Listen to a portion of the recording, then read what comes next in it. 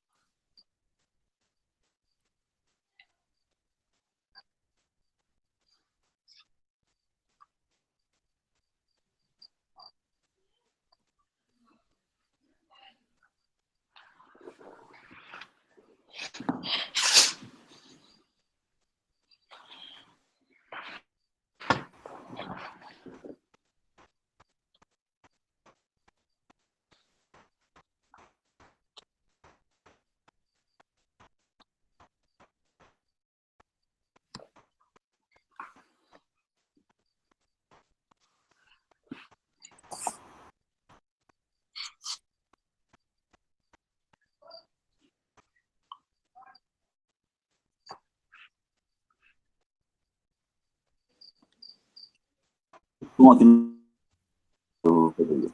mas vê se você está me ouvindo. Sim.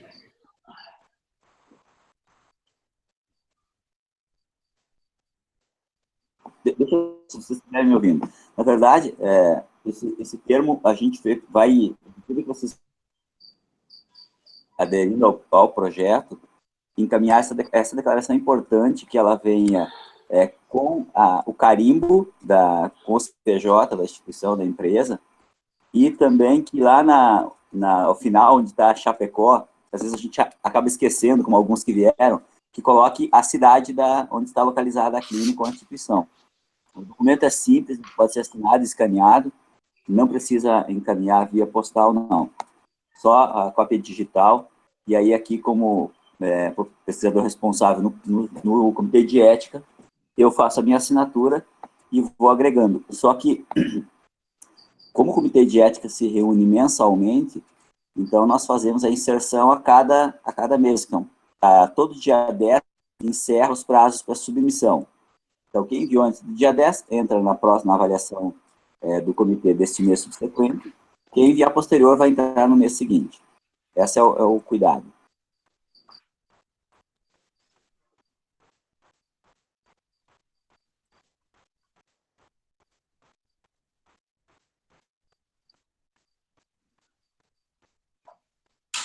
E, exatamente. Rodrigo, após, toda vez que, com o nome do projeto, todos conseguem acessar também na plataforma Brasil, né, o projeto lá. E também a gente pode ir informando, à medida que forem tendo as reuniões, quais foram as instituições que foram inseridas naquele dado momento.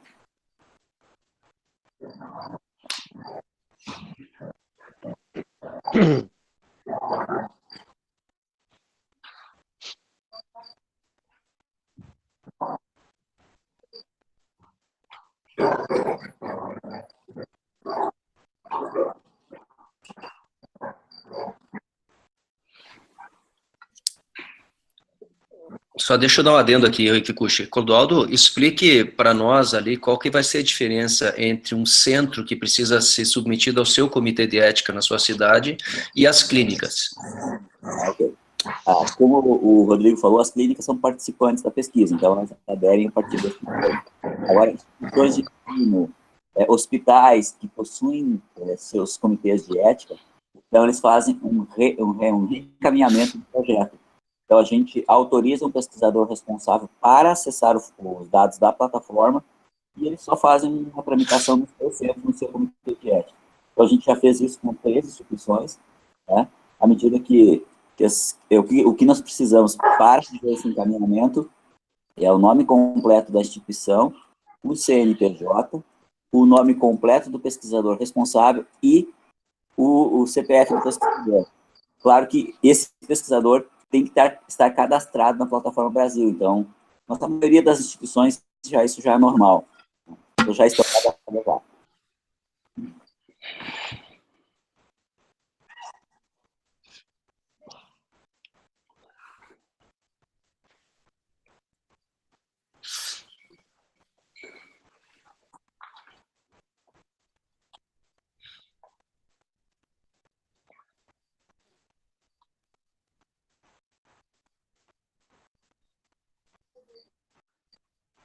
Só uma coisa, o pessoal está tentando entrar, Rodrigo. Tem como abrir mais gente no Hangouts, não? O pessoal está dizendo que está cheio aqui. Ricardo, tem? Pois é, que nem eu falei, eu estava com a impressão de que quando eles tentassem, eles iam chegar só no chat.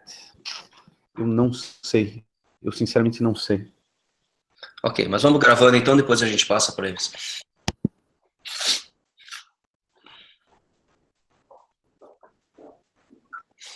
Ô, Duco, sugestão para vocês aí é qualquer coisa, usa o WhatsApp junto aí no grupo. Vão usando simultaneamente. Acho que resolve o problema aí. Como assim? Isso aí, isso.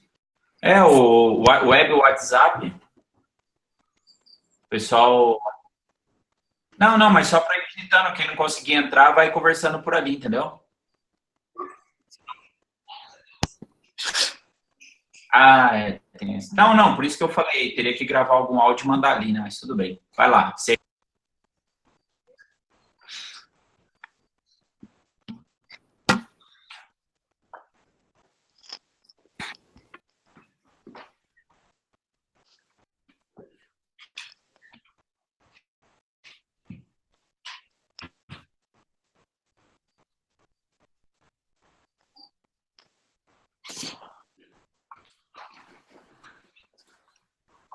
Ok, então, bom, identificação de paciente, iniciais, coloca lá para mim, Kikuchi, bom, deixa que eu vou pegar o meu aqui, eu coloco aqui, deixa eu pegar o meu que fica mais fácil, isso,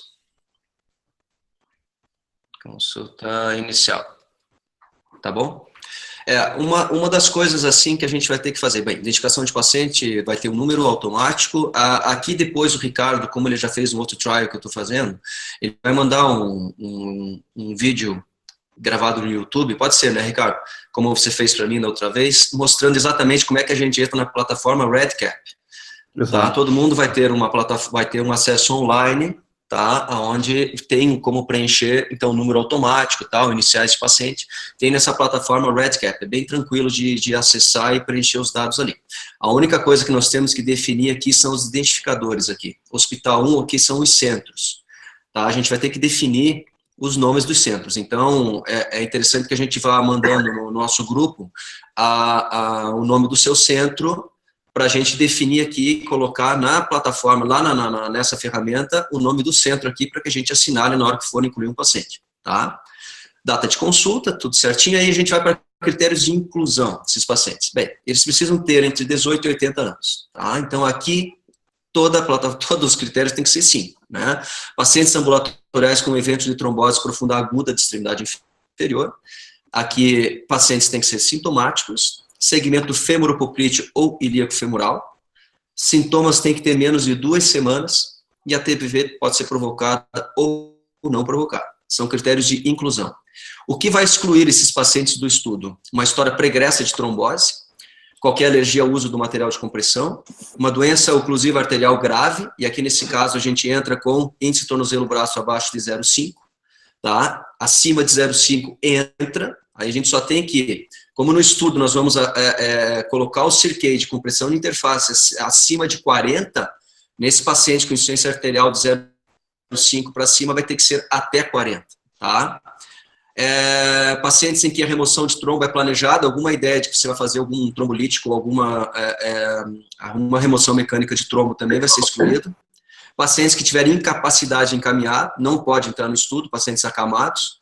Expectativa de vida menor que 6 meses, algum acesso geográfico que não seja viável, a gente ter esse acompanhamento do paciente. Alguma terapia trombolítica fora do estudo, né? Ok, isso aqui são fatores de exclusão. E aí depois... Pode falar.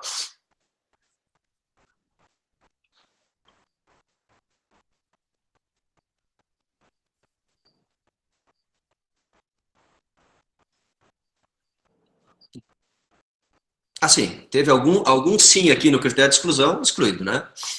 Automático.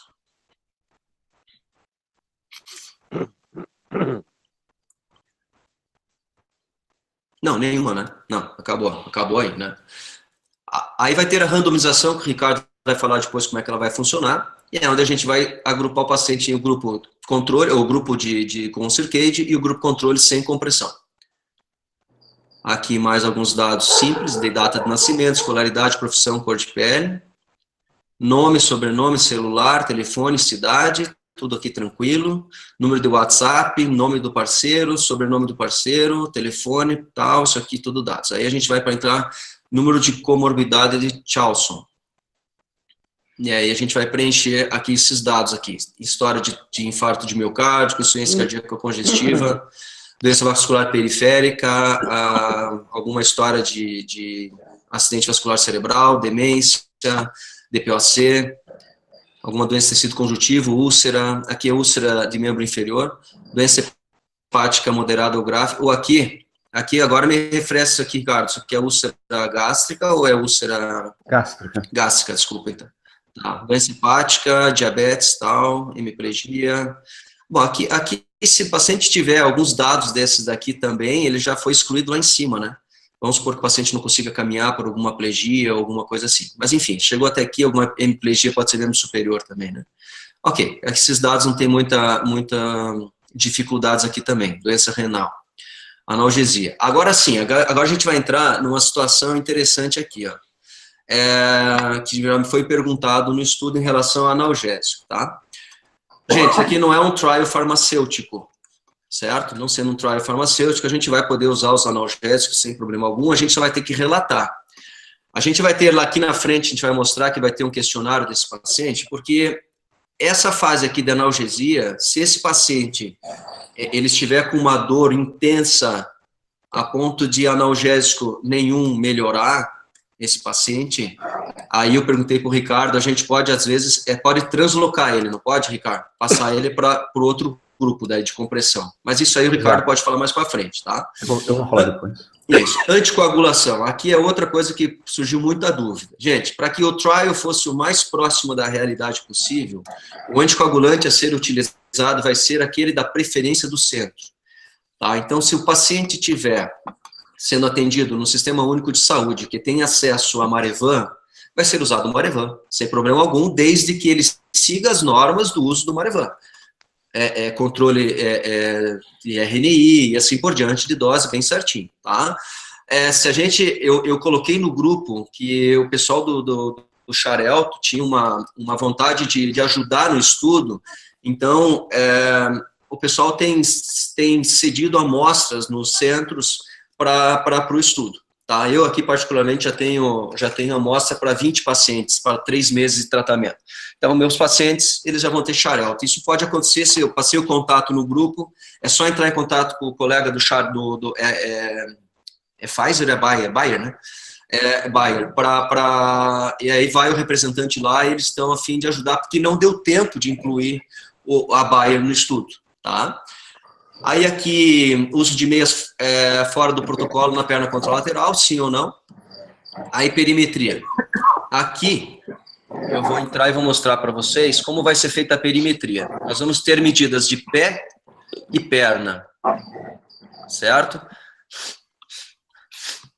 Isso, então tá aqui, ó.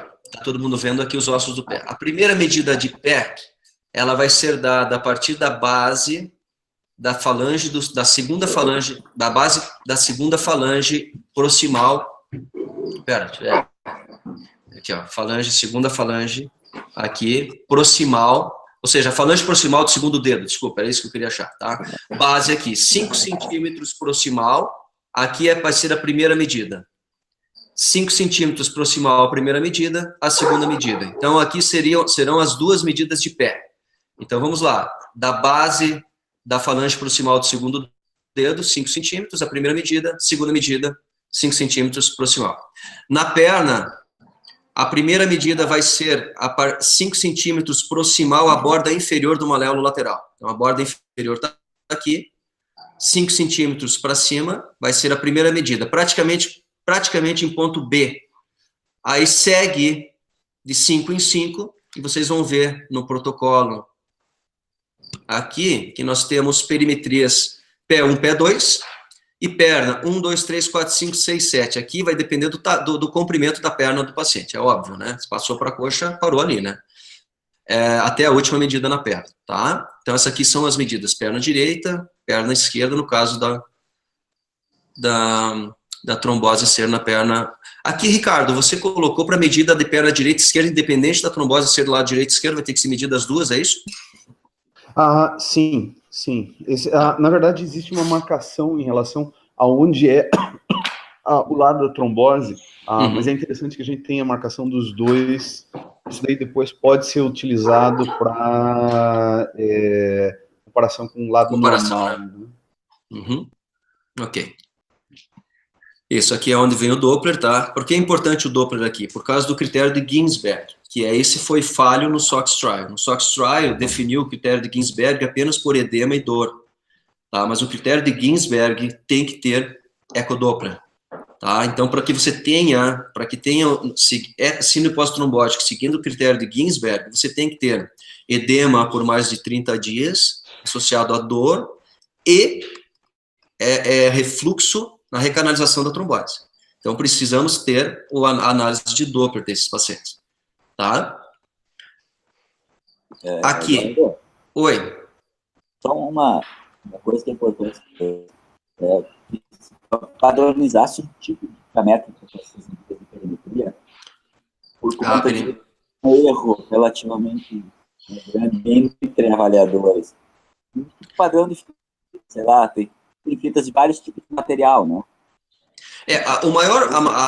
O padrão que nós temos que ter na medida da perimetria é não apertar a fita.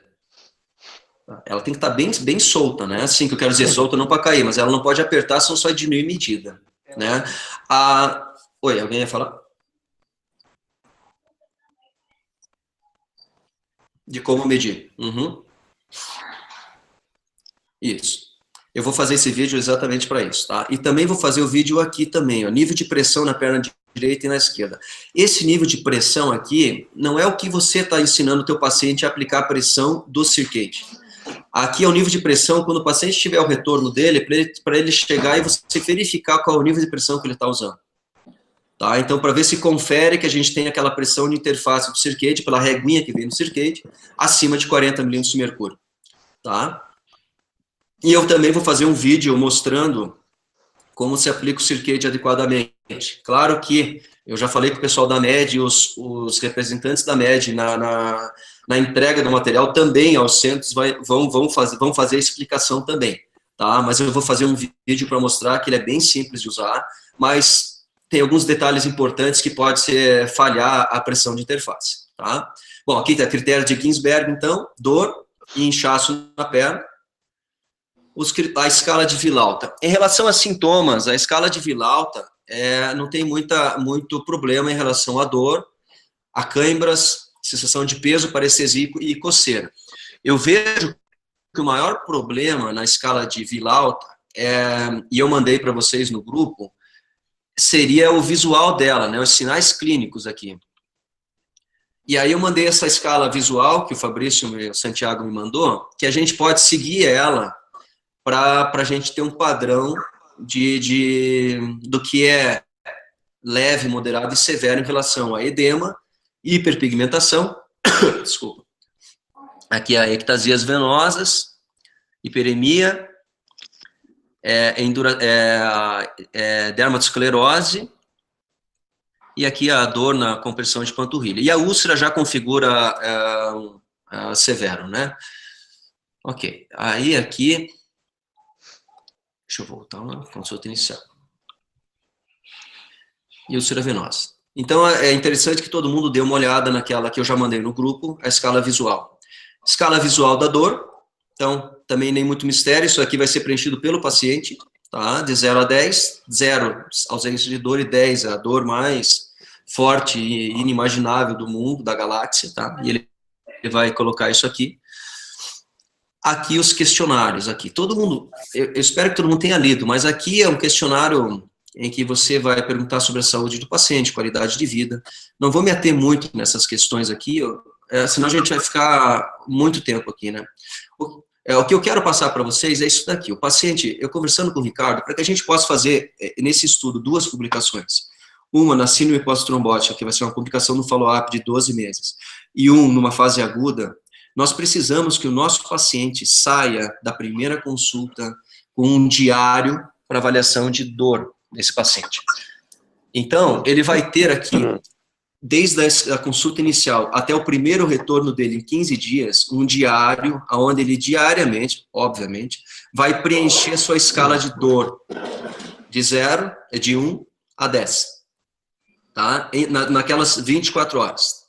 Então, aqui vocês vão ver que nesse diário são 15 dias, até que ele volte ao primeiro retorno depois da consulta inicial.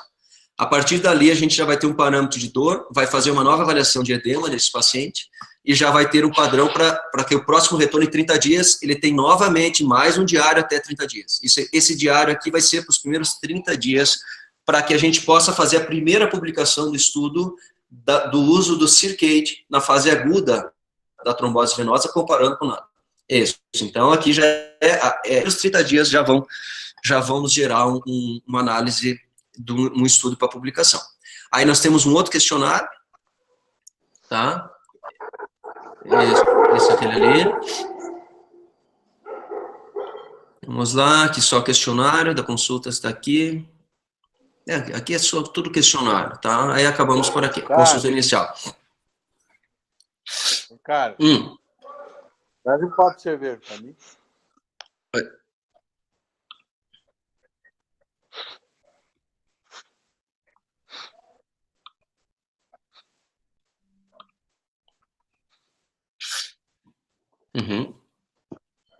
Exato. Essa consulta inicial ela vai ser feita à medida que você randomizou ele, né? Então, você foi chamado, ele chegou no teu consultório, tem uma trombose aguda, preencheu os critérios, randomiza e segue nesse preenchimento dos questionários.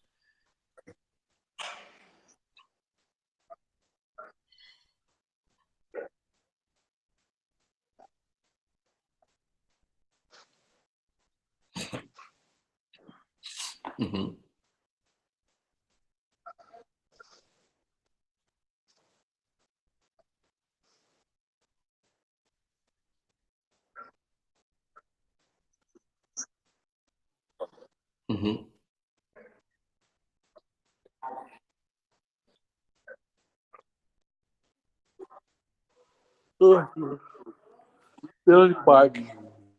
Eu tento aqui, eu adoro ficar perto de você. Né, meu bebê? Eu vou falar isso, eu tô com isso. Você quer que eu comece a minha apresentação já? Beleza. Deixa eu compartilhar minha tela, então. E eu vou responder essa pergunta, tá em um dos meus slides. Então, basicamente, a ideia é a seguinte. Todo mundo consegue ver os slides? Sim. Tá. Então, antes, deixa eu só responder uma pergunta anterior que o Eduardo tinha falado a respeito da ideia do estudo pragmático, tá? Então, existem várias classificações para estudos randomizados, mas uma delas é a diferenciação entre estudos de eficácia, que é normalmente o que a indústria faz, e estudos de efetividade, ou estudos pragmáticos. Num estudo de indústria, um estudo de eficácia, o que você faz é que você controla absolutamente tudo dentro do trial para ter certeza absoluta de que todo mundo vai seguir exatamente o mesmo protocolo, tá? O que é a vantagem disso? A vantagem disso é a seguinte: você vai avaliar exatamente qual é o papel daquela intervenção. Tá? O único problema é que os resultados de um estudo de eficácia, normalmente o que faz uma indústria farmacêutica, eles têm muito pouca aplicabilidade na vida prática. Tá? Que o protocolo pelo qual, tipo assim, um estudo, os resultados de um estudo são resultados do que aconteceu com os pacientes dentro daquele estudo. Tá? Se você bota o paciente num ambiente perfeito, os resultados vão ser os seguintes. O teu paciente, se ele estiver num ambiente perfeito, os resultados deles vão ser X, Y, Z. O problema com isso é que ninguém tem... Isso não existe, exatamente. Então, você tem um resultado perfeito, mas ninguém vive no mundo perfeito. O contrário, ou o oposto disso, é o que a gente chama de estudos pragmáticos, que hoje em dia são os estudos preferidos. Ou seja, ao invés de controlar uma série de coisas, você tenta deixar o estudo o mais próximo da tua prática clínica possível, e a única alteração que você vai fazer são, número 1, a randomização, a gente já vai falar sobre isso, e número 2, a intervenção, né? Ou seja, você aplica um tratamento ou você aplica o outro. Tá? Então, isso daí respondendo. Bom, critérios de inclusão e exclusão, o Eduardo comentou, eu não vou falar nada. Recrutamento e consentimento informado. Então, o que é a sequência? Se você identifica um paciente que tem potencialmente, você acha que ele tem potencialmente condições de ser incluído dentro do estudo, passo número 1 é dar para o paciente o termo de consentimento informado. Tá? Então, entrega o termo de consentimento, explica para ele o que é o estudo, ele tem de ler aquele protocolo e ele vai assinar 2 vias. Você vai reter uma via e a outra via vai ser entregue para o paciente. Nada além de uma avaliação muito geral a respeito dos critérios de inclusão e exclusão deve ser feita antes do paciente ter assinado o protocolo. Tá? É só a partir do momento em que ele assinou o termo de consentimento informado que ele passa oficialmente a fazer parte do estudo. Aqui, rapidamente, eu sei que todo mundo, a maior parte do pessoal já participou de estudos randomizados, mas eu só quero enfatizar aqui o seguinte. O motivo pelo qual existe toda essa fixação internacional em termos de estudo, quando você fala a respeito de, será que esse tratamento aqui é bom ou não? O padrão ouro é o estudo randomizado, é porque a randomização, ela permite que você evite vieses dentro do estudo, tá? Se você não randomiza, ou como eu vou comentar daqui a pouquinho, se você adulterar a randomização, o que vai acontecer é que vai ser impossível fazer a distinção entre o que é o efeito do tratamento versus determinadas características dos pacientes, tá? Eu vou dar um exemplo aqui. Digamos que normalmente um exemplo fictício, você, no teu dia a dia, você só indicasse Circade para pacientes mais jovens, tá? Essa é a tua prática clínica. E como prática clínica, isso está perfeito. O problema é que dentro de um estudo, se você consistentemente usa Circade para pacientes mais jovens tenham a tendência a ter um resultado melhor, você não vai ter condição de fazer. Se os resultados do Circade forem melhores, se eles podem ser atribuídos ao Circade por si só, ou ao fato de os pacientes com Circade serem mais jovens, tá? Isso é o que a gente chama de fatores confundidores. Como é que você elimina isso? Você elimina isso através da randomização, tá? Então, como é que vai funcionar? Então, uma coisa super importante é que, eu já vi isso acontecendo, a maneira de destruir um estudo como esse, ou seja, botar todos os seus esforços por água abaixo, é você tentar quebrar a randomização. Então, deixa eu explicar como é que vai funcionar a randomização. A gente tinha 2 opções aqui. Esse sistema de coleta eletrônico de dados que a gente vai utilizar, ele permite que você faça a randomização eletrônica, tá? Você tem condições de entrar dentro de um site e fazer a randomização por ali. Por que a gente não optou por uma randomização eletrônica? Porque para fazer a randomização eletrônica, ela parte do pressuposto de que toda vez em que você tiver com o paciente, você nesse tablet na tua mão, e você tem acesso à internet. Tá? Isso não vai acontecer em todos os centros. Então, na verdade, os mesmos problemas que esses problemas que eu mencionei, existem no Brasil da mesma maneira como eles existem nos Estados Unidos aqui. Tá? Então, o tradicional, a maneira pela qual a randomização é feita, e depois a gente tem um vídeo que vai ser circulado a respeito disso, é da seguinte maneira. Você vai selecionar dentro do teu centro uma pessoa não relacionada ao estudo. Tá? A maior parte das vezes vai ser a sua secretária ou qualquer pessoa que não esteja confiança, que não esteja relacionada ao estudo. Essa pessoa vai receber um e-mail do nosso grupo, um arquivo em PDF. Esse arquivo ele vai ser impresso, ele vai gerar uma série de páginas. Tá? Essas páginas vão ser cortadas em 4, e cada um desses um quarto de página, ele vai dizer para qual intervenção aquele paciente deve ser alocado. Essa informação vai ser colocada dentro de um envelope lacrado, ou seja, ele vai estar colado, e a gente vai ter uma sequência de envelopes. Tá? Então, tudo bem, acabou de chegar o paciente aqui, eu dou o termo de consentimento informado para ele, ele assina, aceita participar. Depois, e só depois que ele assinou o termo de consentimento informado, o que eu vou fazer é o seguinte: dentro do meu centro, a minha secretária vai ter preparado um bolinho, digamos assim, de envelopes lacrados. Eu vou pegar o envelope número 1, eu vou abrir esse envelope. E dentro desse envelope, ele vai dizer, esse paciente aqui vai para a intervenção A, Circade, ou vai para a intervenção B.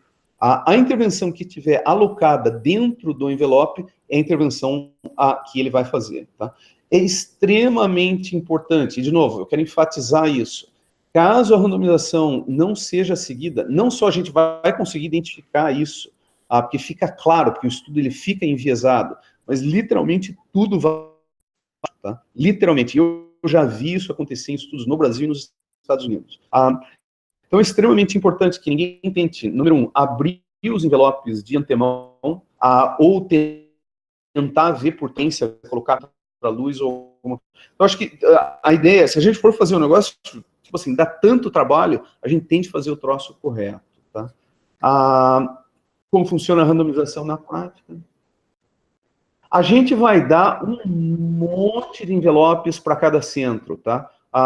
Tipo assim, não tem limite, tá? A gente vai dar um número de envelopes para que, se você tiver muito mais pacientes do que o que a gente normalmente imagina, você venha ter envelopes suficientes.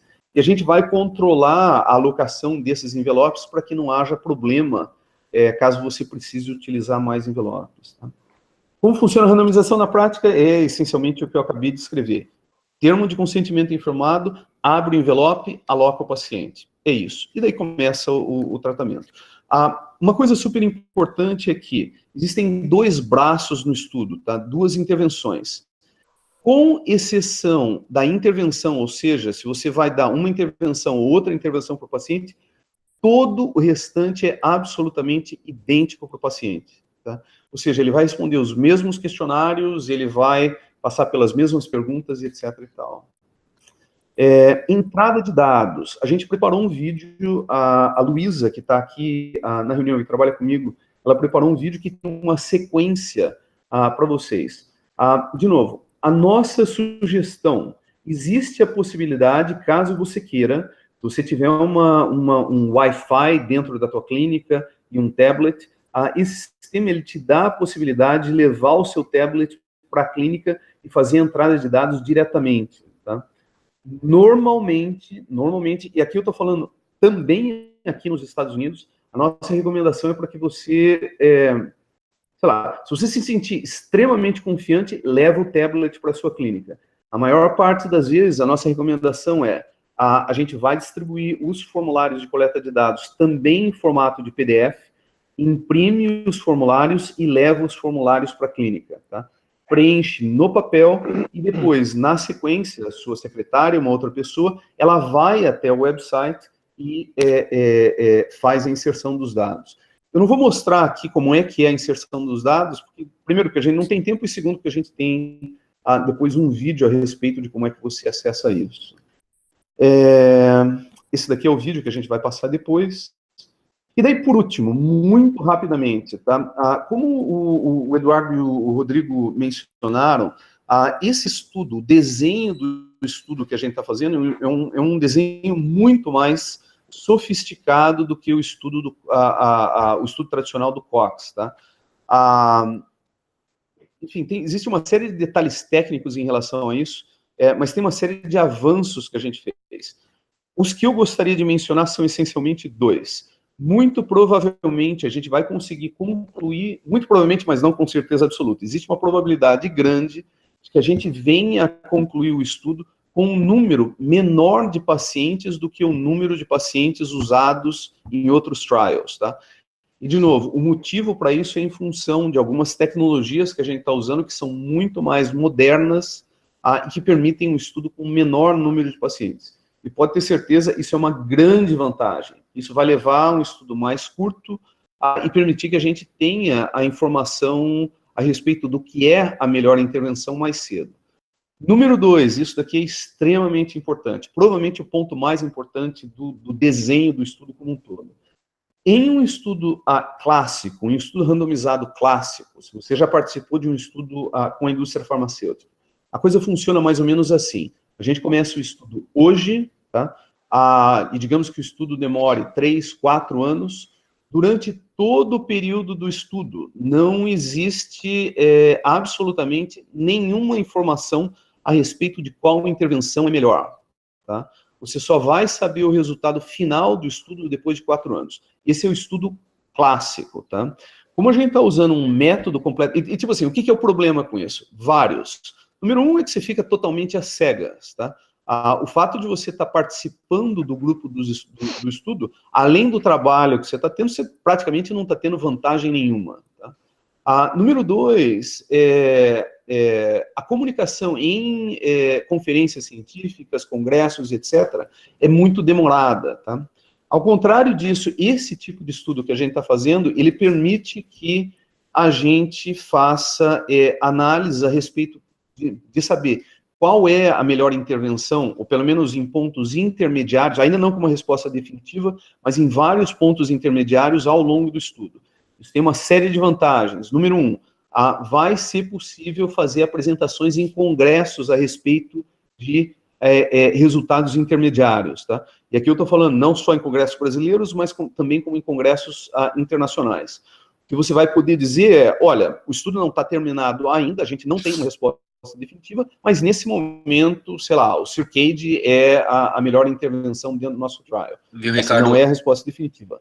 E só avisando a todos aí, nós já temos o convite de apresentar os resultados preliminares em outubro. Eu já fui convidado em Maiorca, na Espanha, tá? No Circ Meeting. Então já vai ser apresentado, já este ano, já vai ter uma apresentação dos resultados preliminares já em outubro. Tá? Beleza, só para pegar a deixa aí já. E daí uma outra coisa que é extremamente importante é o seguinte, o fato da gente poder ter vários resultados preliminares, intermediários, de uma certa maneira te faz, como centro participante, ter uma vantagem em relação a quem não esteja participando, tá? Ou seja, você vai ter acesso privilegiado à informação que não é disponível a outros centros, tá? Ou seja, literalmente você vai ter a possibilidade de prover para os seus pacientes tratamento com uma informação em publicação nenhuma, e naquele momento em congresso nenhum. Tá? Existe uma série de outras vantagens, você pode encadear uma série de trials depois, isso daqui vem para... A gente não vai falar a respeito disso agora. Enfim, o que eu tinha para falar é isso.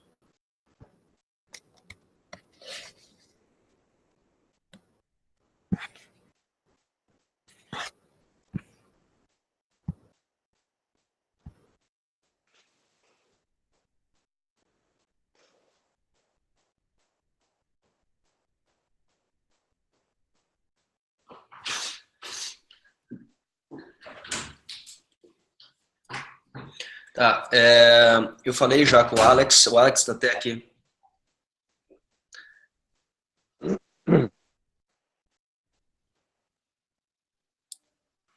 Alguém está me ouvindo? Alguém está ouvindo agora? Sim. Pronto. Então, não, na verdade, da nossa parte vai ser muito simples. Nós precisamos somente um médico responsável pelo centro, os endereços dos centros, Vamos entrar em contato separadamente com cada um, designar uma pessoa da nossa empresa ou da nossa confiança que vai ter todo o estoque disponível, que vai entregar segundo o protocolo no dia seguinte, no máximo no dia seguinte. O produto do tamanho certo e tudo mais. Então, da nossa parte, vai funcionar simples. Somente contato, endereço e o resto a gente cuida. Tá, então deixa eu só dar um adendo aqui, então, Kikuchi, aproveitando a deixa do Alex. Então, todo mundo tem que passar no grupo seu endereço e o responsável, para que a MED possa, então, fazer uma visita e combinar sobre a entrega. O que é importante, o que vai ser o diferencial desse estudo? A terapia compressiva vai ser iniciada na fase aguda da trombose. Nós não podemos cometer o erro que o SOX Trial cometeu, que a terapia compressiva iniciou com 2 a 3 semanas depois da randomização. Tá? Então, isso não é fase aguda mais. Tá? Então, isso já está conversado com o Alex, a MED já sabe disso, né? Então, nós vamos ter que fazer, eles vão programar essa logística, e vai ser feito da seguinte forma, vão ser usados 2 circuits na fase aguda nos primeiros 15 dias. Circuit de extalite de perna e o circuit de coxa. 15 dias, dia e noite. Essa é a terapia compressiva. Não vai se tirar o circuit para dormir. Pode aliviar um pouquinho a pressão, mas não tira ele. E a recomendação é pressão de interface acima de 40, ou seja, quanto mais, melhor. Então, ele não precisa pôr 40, ele pode pôr acima. Conseguiu, mediu ali, tem 40, pode pôr mais, porque vai fazendo a redução do edema. Não tem problema. A gente sabe que frações de ejeções são melhores, a gente diminui hipertensão ambulatorial com pressão de interface acima de 60, a gente tem os melhores resultados para isso. Tá? Então, essa é a dica. A gente vai ter que orientar dessa forma durante o dia, e à noite, para dormir, pode aliviar um pouquinho, porém não deixar em zero. É óbvio, né? Tá? Então, 15 dias circuit de perna e coxa. A partir dos 15 dias iniciais, para-se a coxa, fica só com a perna, tá? Com o circuit. Tá.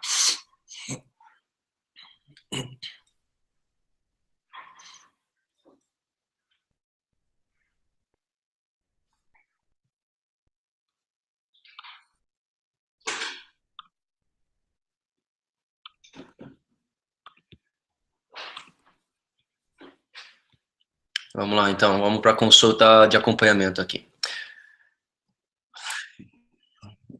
O que vai ter? A gente vai ter que, então, perimetria vai fazer igual, vamos lá. Doppler, para a gente ver se tem recanalização com ou sem refluxo. Aqui é a mesma coisa, pressão, escala. Praticamente, Kikuchi, é a mesma coisa da consulta inicial. Deixa eu estar olhando rápido aqui, não me vem na cabeça alguma coisa diferente. Não vai se somar nada, muito pelo contrário, vai diminuir dados da consulta inicial. Tá? O que eu oriento, Kikuchi, antes de você falar, o que eu oriento aos grupos, por favor, se organizem. Eu já coloquei isso no grupo do WhatsApp. Se organizem. Tenha pessoas, como eu na minha clínica tenho as pessoas que vão, tenho a pessoa que vai fazer a perimetria, eu tenho a pessoa que vai preencher o questionário. Se vocês conseguirem ter isso organizado, não se vai perder tempo. Tá? Se você quiser fazer tudo sozinho, você fazer declaração, randomização, perimetria, você vai perder um tempo imenso. Tá? Se você conseguir montar uma logística, principalmente os centros, tá? Isso é interessante. Isso é uma dica do Ricardo também, que para ter as pessoas responsáveis para a gente não perder tempo. Não tem por que perder tempo.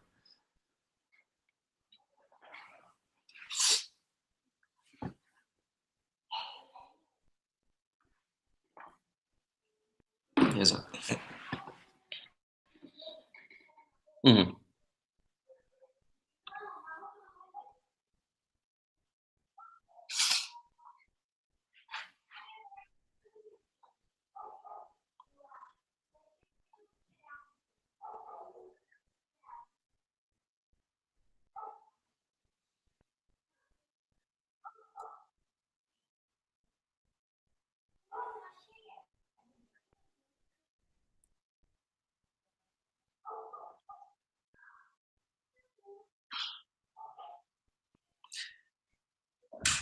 obrigatória a consulta inicial, 15 dias, 30, 3, deixa eu só confirmar aqui, é o 3 meses, 6 e 12. Tá? Isso é obrigatório. 6 meses, 6. 6, 12. Tá? 15, visita inicial, 15, 6 e 12 meses. Tá? Lembrando que da consulta inicial até o primeiro mês, até os 30 dias, ele vai ter aquele diário, tá? E é importante também deixar claro ao paciente que ele possa entrar em contato com o centro se a dor for, paciente que não está com compressão, tiver uma dor que não estiver melhorando com analgésico, isso você vai prescrever um analgésico, e que esse paciente tenha liberdade de ter um retorno, mesmo que não seja no 15 ou no 30 dia, para que você possa verificar se você vai mudar ele de grupo. Né? Tem essa possibilidade, né, Ricardo? E outra coisa que eu gostaria de perguntar para o Ricardo, que me fizeram essa pergunta, e para você também, Kikuchi, é o seguinte: em relação a flebotônico, tá? Você vai considerar isso, por exemplo, tem gente que costuma usar flebotônico em trombose, você vai considerar isso um fator que confunde? Ou você, não é interessante nós usarmos o flebotônico por causa do edema sendo um dos critérios nossos? É assim, ó.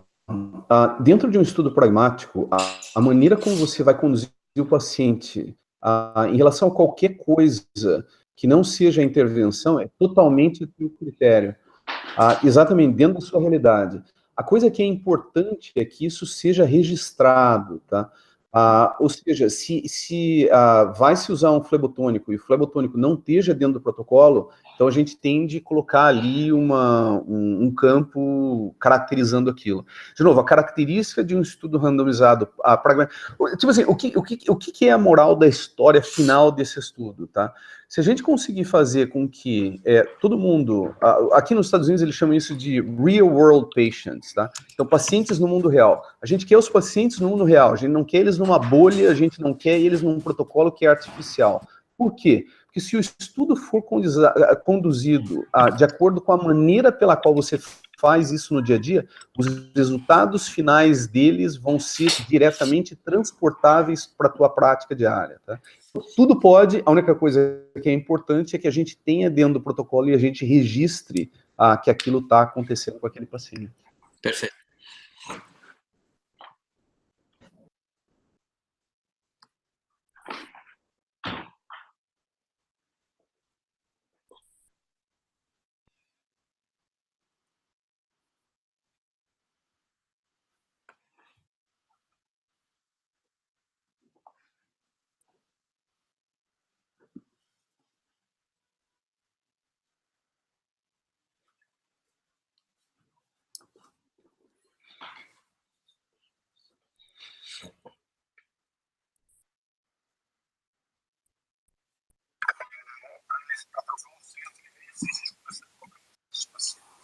Fica claro que nós já temos alguns centros que já estão alocados, já estão no comitê de ética, tá? Agora é uma questão apenas de logística com o Alex da MED, e alguns centros já podem recrutar paciente já.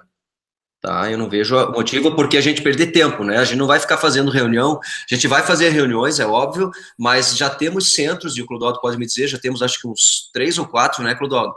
Se não me falha a memória, que a gente já pode começar a recrutar paciente de acordo com só a logística da BED. Daí. Uhum.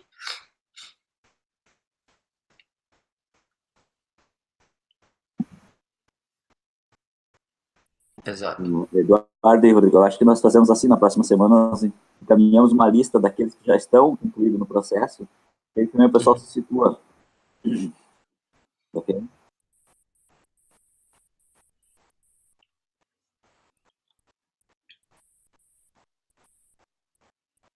Um grande abraço para todo mundo aí. Obrigado, pessoal. Tchau.